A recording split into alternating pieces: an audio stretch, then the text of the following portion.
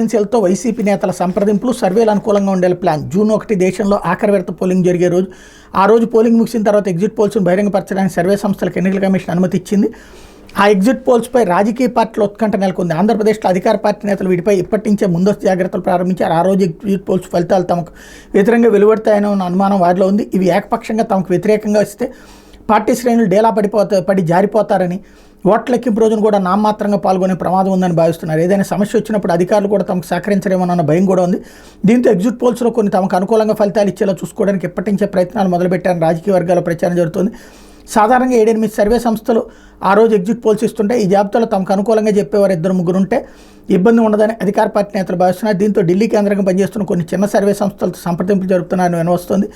జాతీయ స్థాయిలో ఎలాంటి ఫలితాలు ఇచ్చినా ఇబ్బంది లేదని, ఏపీ వరకు మాత్రం వైసీపీ గెలవబోతుందని చెప్తే చాలని వారితో బేరాలు జరుపుతున్నారని అంటున్నారు.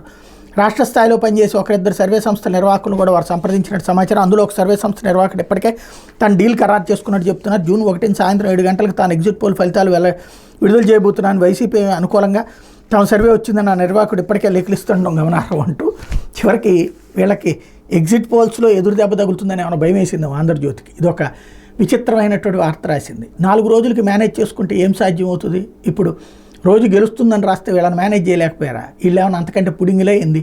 చంద్రబాబు గారు ఇచ్చిన డబ్బులకు కాదు వీళ్ళుగా గుర్తుపడింది. బేసిక్గా ఏంటంటే ఎగ్జిట్ పోల్స్ ఏదో రివర్స్ వస్తాయని భయపడుతున్నట్టున్నారు. మొన్న ఆదివారం ఆంధ్రజ్యోతి ఎడిటోరియల్ కాలం కొత్త పలుకులోనూ అట్లాగే రాసుకొచ్చారు. ఇప్పుడు డబ్బులకి మేనేజ్ అంటే ఆ రోజున కనుక తెలుగుదేశానికి అనుకూలంగా ఎవడన్నా ఇస్తేనేమో ఎగ్జిట్ పోల్స్ వాళ్ళది కరెక్ట్ అయినట్టు, లేదు అనుకుంటే అమ్ముడు పోయినట్టు అని చెప్పేటటువంటి ప్రయత్నం చేస్తున్నారంటే సంథింగ్ ఏదో అనుమానం ఉన్నట్టు కనబడుతుంది. అయితే ఎగ్జిట్ పోల్స్ను ముందు రాయించుకున్నంత మాత్రం ఏం ఒరిగిపోతుందంట. ఇప్పటికీ బెట్టింగ్లు అయితే ఉట్టి తెలుగుదేశం మీదనే వస్తున్నాయి కదా. ఎగ్జిట్ పోల్స్ను మార్పించుకుంటే ఏమొస్తుందని అప్పుడు వైఎస్ఆర్ కాంగ్రెస్ పార్టీకి. కాబట్టి సంథింగ్ ఏదో ఆలోచిస్తున్నట్టున్నారు. ఆర్కే గారు భయపడుతున్నట్టున్నారు. ఇది దినపత్రికలో వచ్చిన వార్తలు వెనకాల జరుగుతున్న పరిణామాలు.